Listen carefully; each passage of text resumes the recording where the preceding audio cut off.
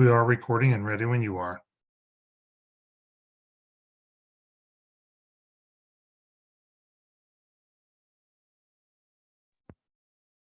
Good evening, everyone. This is Clarissa Lovall. I am the Indiana Pathways for Aging Program Manager. I wanted to start off by saying thank you all for being here with us on this late and chilly evening as we present on the waiver transition and what we are doing for the public comment period and how you can submit your public comments.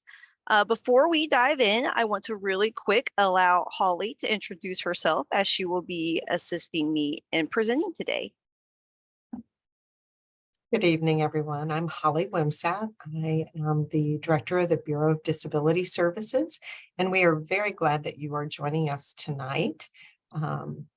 And again, as a very chilly evening. So I will turn it back to Clarissa. Thank you, Holly. So for today's presentation, this is the agenda that we will be going through. We started with our welcome and introductions. We'll be getting into the public comment overview, the waiver transition overview, the waiver draft details, the timeline for these transitions, and how you can submit public comment. Next slide, please. So to begin, what is a waiver amendment? As in, what will you be reviewing before you submit your comments? So the waiver amendments will have changes and updates to our Medicaid waivers, and these updates require approval by the Center of Medicare and Medicaid Services, also known as CMS. CMS requires 90-day review period, and that is for their review only. And then CMS has 90 days to approve or disapprove our waiver amendments that we submit. Next slide, please. So what is public notice and comment?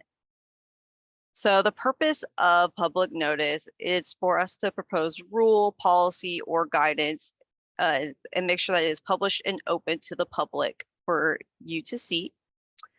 It occurs prior to submitting amendments to CMS, as we mentioned in the previous slide, and it ensures that stakeholders have the opportunity to share thoughts, concerns, questions, and as well as share your support for the upcoming changes. So all in all, the public comment process is a structured opportunity for the state to receive feedback on the proposed changes. Next slide, please. The purpose of public comment.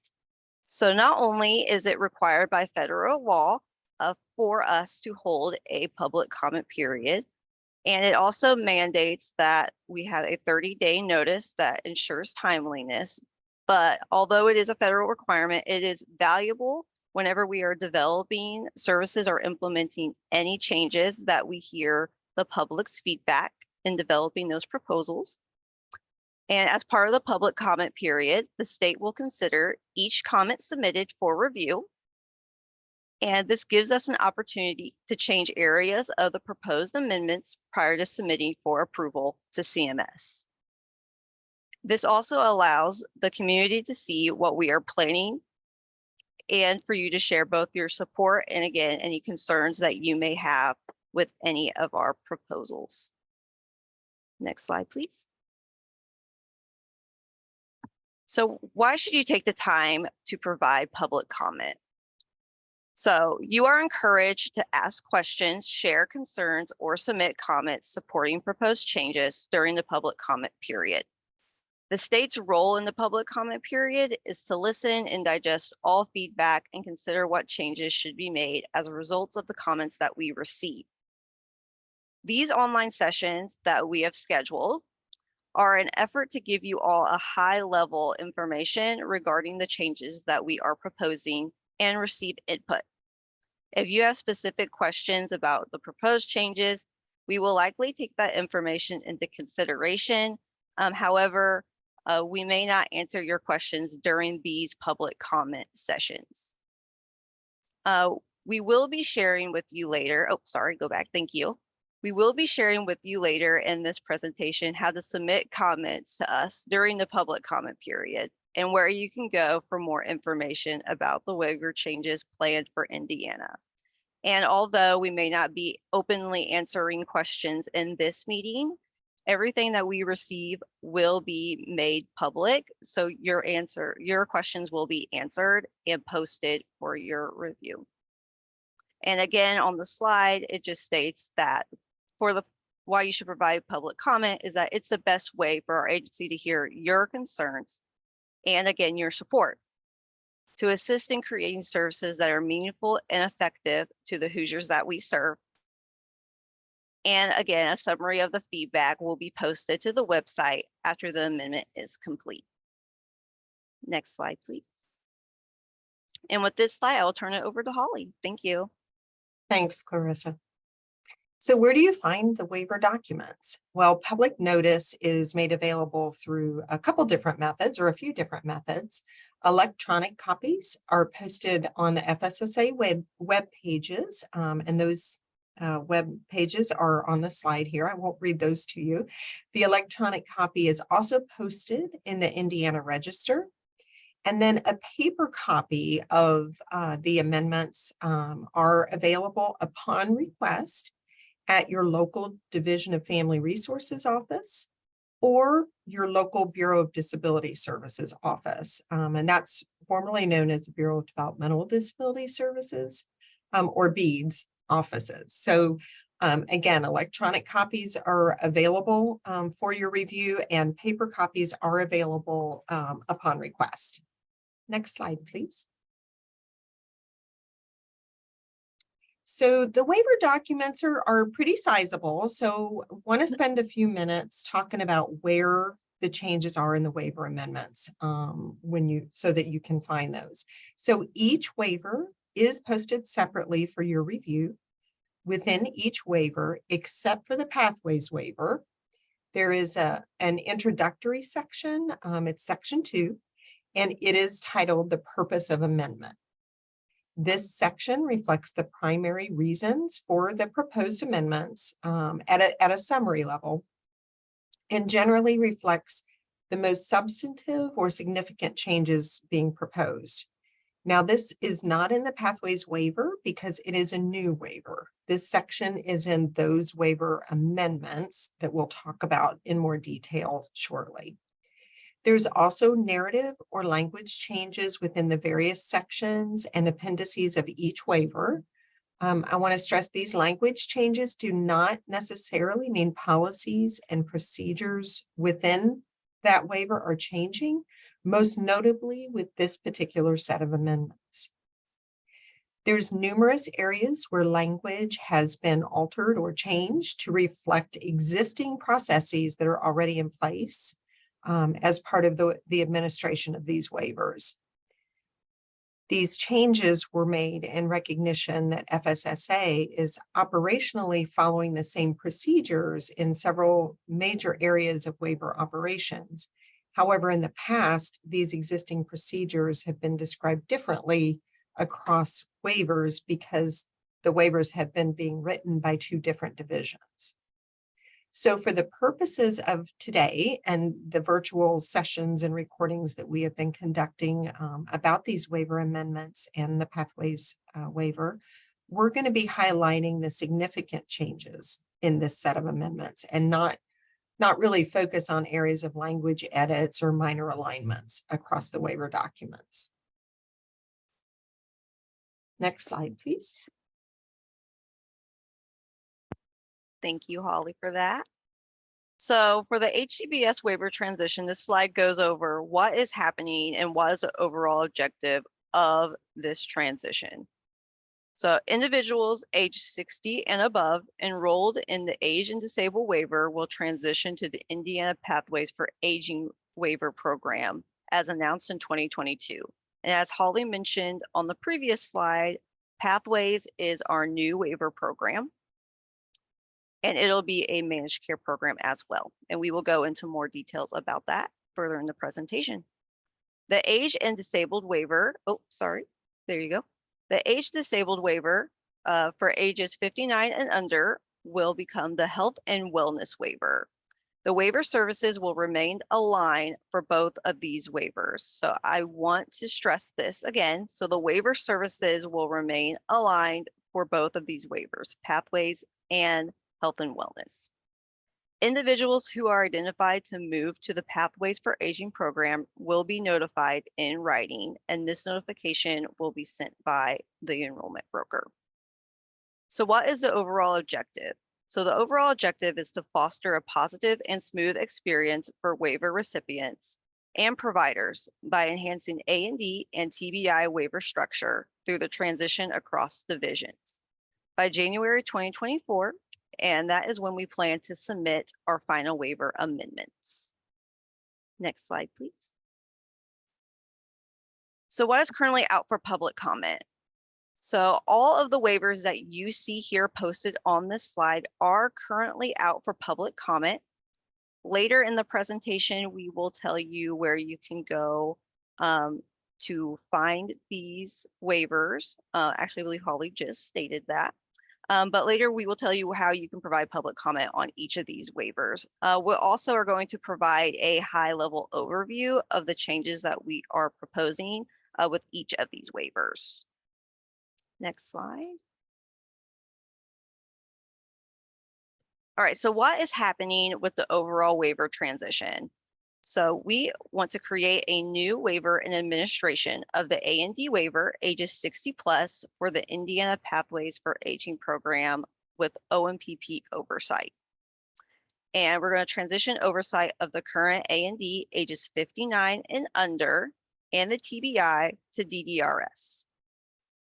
Why is this happening? So we want to enhance waiver administration across FSSA divisions while ensuring a positive and smooth transition for HCBS waiver recipients and providers. Our goal is to increase person-centered planning, improve coordination of care, increase community engagement, enhance member experience, maintain quality providers, comply with HCBS rules, and promote efficiency. And how have we done this thus far? We have worked on this through strong collaborations with DA, which is Division of Aging, DDRS, OMPP, and CMS. Stakeholder engagement with consumer groups, providers, the AAAs, and case management entities, and as well as the Choice Board and the Commission on Aging. Next slide. Thanks, Clarissa. So I want to provide a little bit of context here. The Division of Disability and Rehabilitative Services, or DDRS, of which the Bureau of Disability Services is a bureau, we have been engaged in a waiver redesign effort since 2019. The goals of that waiver redesign really mirror the goals that Clarissa just talked about, the increasing person-centered planning, improving coordination of care, increasing community engagement, all of those things that Clarissa just talked about in relation to waiver transition are also goals that we have had for our waiver redesign. So our current approach to waiver redesign has focused on three key priorities: improving team dynamics through shared outcomes and communication, enhancing case management and system navigation, and then focusing on key supports to build independence. Those priorities really support the DDRS vision that all people have the right to live, love, work, learn, play, and pursue their dreams. So again, the goals of the waiver redesign really match and mirror what you see as the goals of the waiver transition. And actually, the waiver transition allows us the opportunity to effectuate some of the outcomes identified as part of the DDRS waiver redesign. Next slide, please.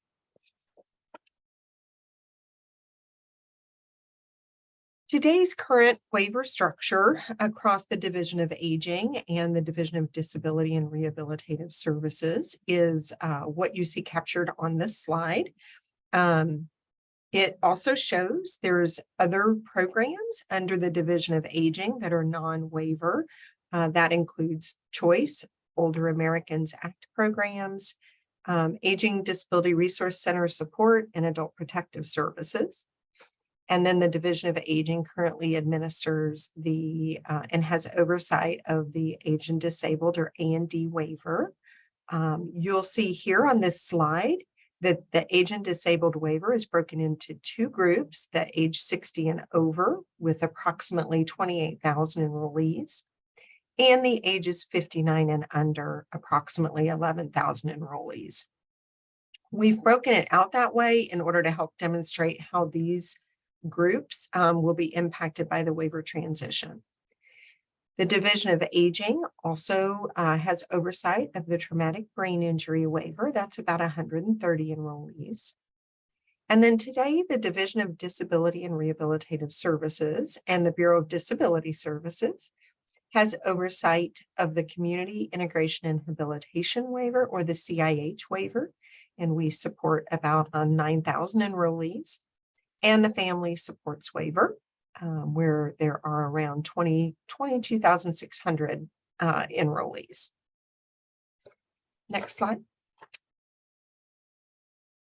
This is the future of home and community-based or waiver programs. Again, I'll walk through this. The Division of Aging will maintain oversight of the Choice Older Americans Act programs, the Aging and Disability Resource Center Support, and Adult Protective Services. Effective July 1st of 2024, the Pathways will be the new waiver, the Pathways for Aging. That will be the Managed Long-Term Service and Supports waiver for ages 60 and over.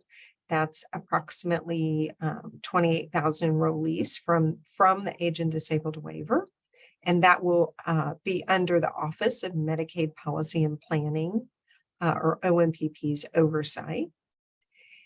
The Health and Wellness waiver will support individuals 59 and under, that 11,000 enrollees that we talked about on the last slide. Again, the Health and Wellness is the new name for the Aged and Disabled waiver 59 and under. The Traumatic Brain Injury waiver, 130 enrollees, fee for service, and then the Community Integration Habilitation waiver and Family Support waiver. Those four waivers will be under the oversight of the Division of Disability and Rehabilitative Services. Again, effective July 1 of 2024. Next slide, please. So let's talk a little bit about the overview of each of the waiver amendments. So the Family Support Waiver Amendment, we'll start with that. The Family Support Waiver provides supports to children and adults with intellectual and developmental disabilities. Some things to note in the amendment draft that is out for public comment right now. That draft includes annual rate indexing to reflect the state's intent to an annual inflationary adjustment between full rate review periods. This amendment also includes a new employment array service that we are very excited about, career exploration. And this is part of our implementation of our employment services transformation plan. And it's designed to provide additional support and an additional service option for individuals with intellectual and developmental disabilities pursuing competitive integrated employment. So the DDRS, or the Division of Disability and Rehabilitative Services, has a goal that 38% of individuals in services would report competitive integrated employment outcomes by 2027. So this service, career exploration, we are proposing adding that as part of our work around ensuring individuals have the opportunities to learn more about competitive integrated employment opportunities. And again, it ties back to our system transformation plan that was developed from work with stakeholders on shared outcomes around employment. So again, that's a proposed new service on the Family Supports waiver. We are also proposing in this amendment to add home modification assessment services. The family support waiver currently offers environmental modification as a service, but the home modification assessment is not something included in the current waiver, but it is available today on the age and disabled waiver. And this is a service that can add a layer of quality to home modification service itself. So we saw an opportunity here to offer an additional service to individuals that may improve the quality of our home modifications, and an opportunity to really make some alignment across the 4 fee-for-service waivers, or the 4 waivers. So we are proposing adding that. We also, in the family support waiver, have made some changes to the behavior support service and case management service definitions. And this is really in recognition, again, of our employment services transition plan. Those changes are really to more clearly define the role of behavior support services and case management services in supporting individuals in exploring and obtaining competitive integrated employment. And then lastly, any changes around existing service definitions are generally minimal and are really intended to help clarify service outcomes or potential ways the services could be used. And again, to align where services are provided across multiple waivers for consistency reasons. Next slide, please. The Community Integration and Habilitation, or CIH waiver, as you may know it, provides supports to children and adults with intellectual and developmental disabilities. The things of note in the CIH amendment are actually the same things that we just talked about on the family support waiver. The rate indexing, again, that annual rate indexing that has been included to reflect the state's intent to an annual adjustment between full waiver rate reviews. The new employment array service, career exploration.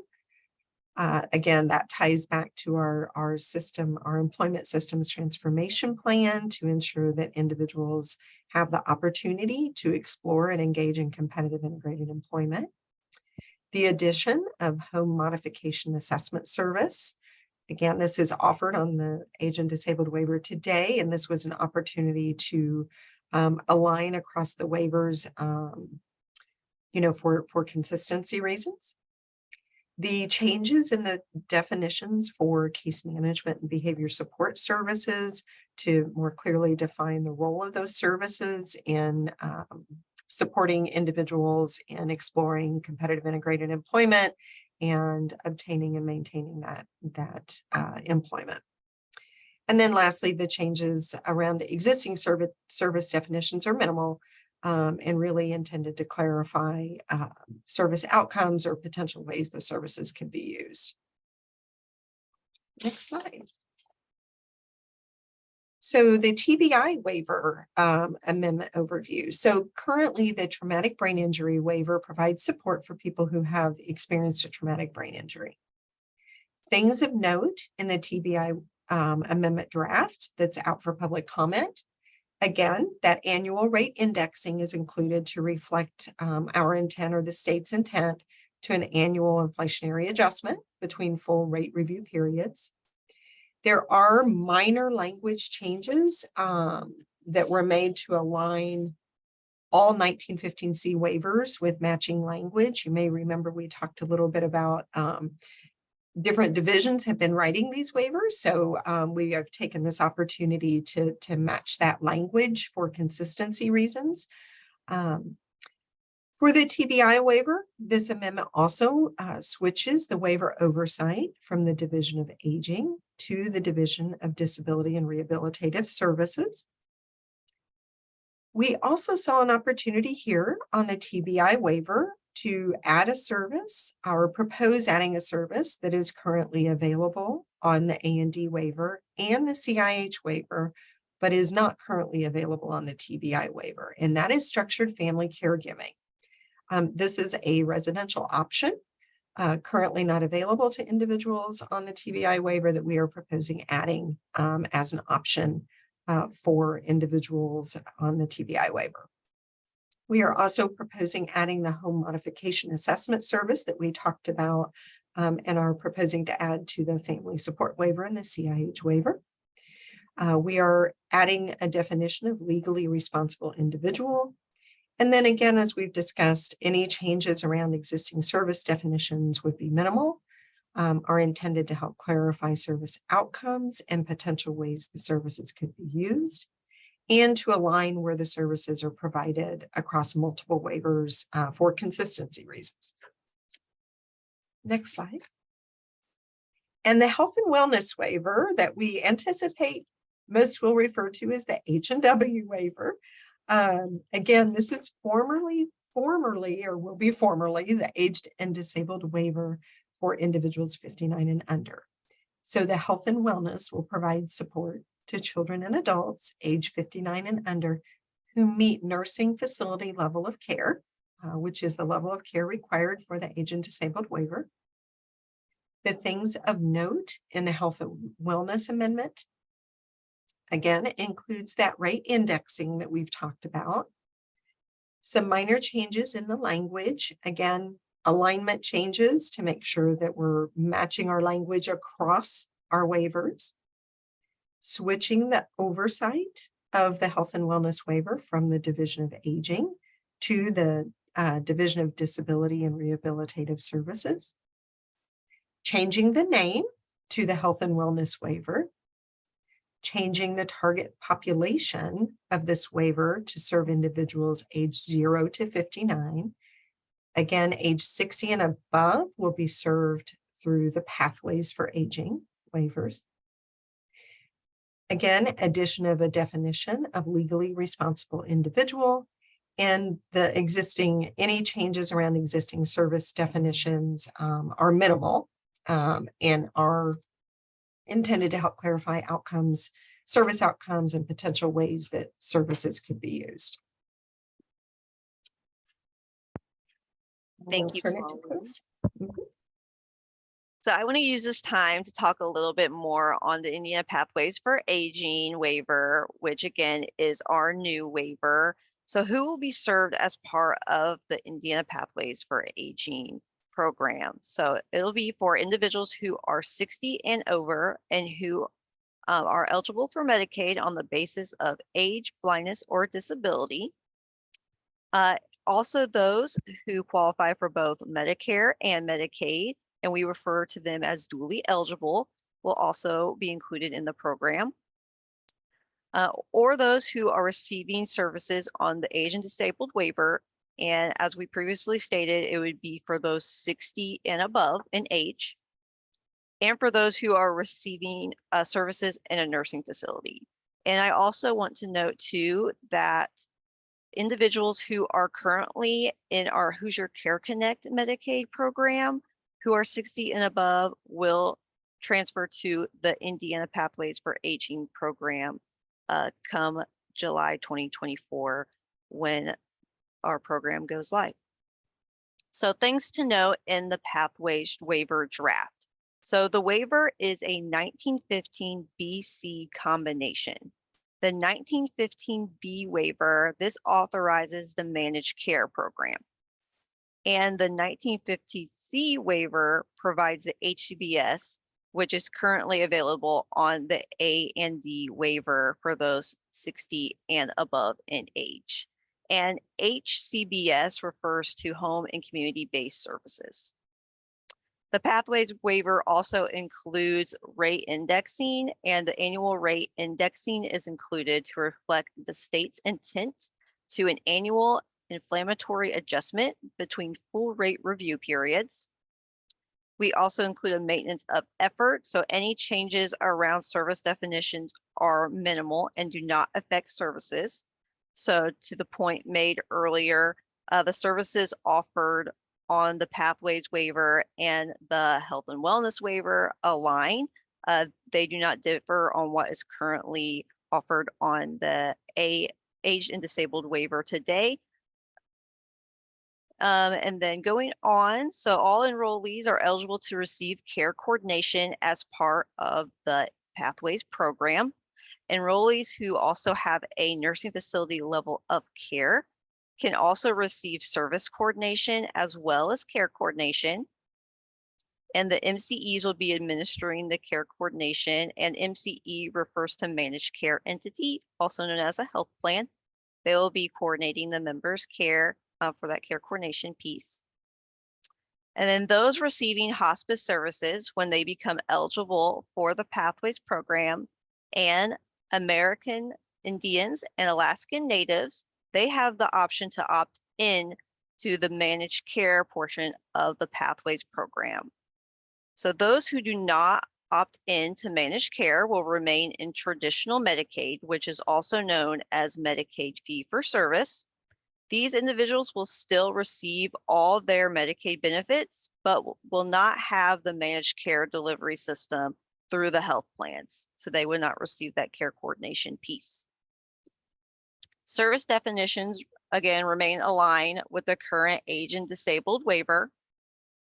And if you would like more information on the Pathways program, it can be found at in.gov/pathways. Next slide, please. So we wanted to provide everyone a timeline of the public comment period. So for the public comment period, this started November 8th of 2023, and this will continue through December 14th of 2023. We wanted to make sure we accounted for the Thanksgiving holiday in between there for your review. The tribal comment period, it also started on November 8th, and it'll go to January 7th of 2024. The CMS submission will be in mid-January, with the goal of the waiver effective date to be July 1st of 2024. And that is for all the waivers. Next slide, please. So this webinar today concludes the webinars that we will be doing as part of the public comment period. As you can see here, we completed other webinars on November 14th, November 20th, and November 21st, varying from just a waiver transition to the Indiana Pathways for Aging program. Each one has similar information as what was stated today in the joint webinar. However, on the next slide, if you have an interest in looking at those, thank you. On this slide here, it says where you can find those recordings. So for you who are unable to attend, or you know someone who wasn't able to attend those previous meetings, we will provide the recorded versions of the webinars and post them for public access. And for the Pathways public comment webinars and joint webinars, you can find those at FSSA, Indiana Pathways for Aging Home.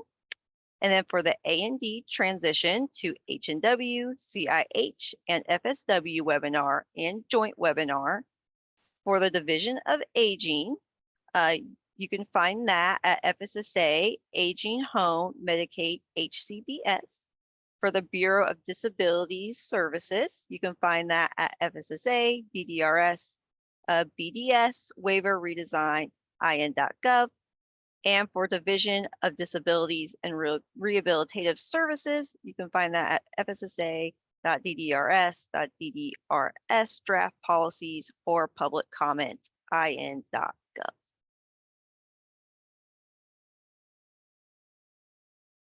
All right. And again, we encourage you all as part of the public comment period to submit anything that you think that we need to know about our waiver drafts, that you have concern, or anything that you have of support. So here we wanted to share with you how you can post those public comments.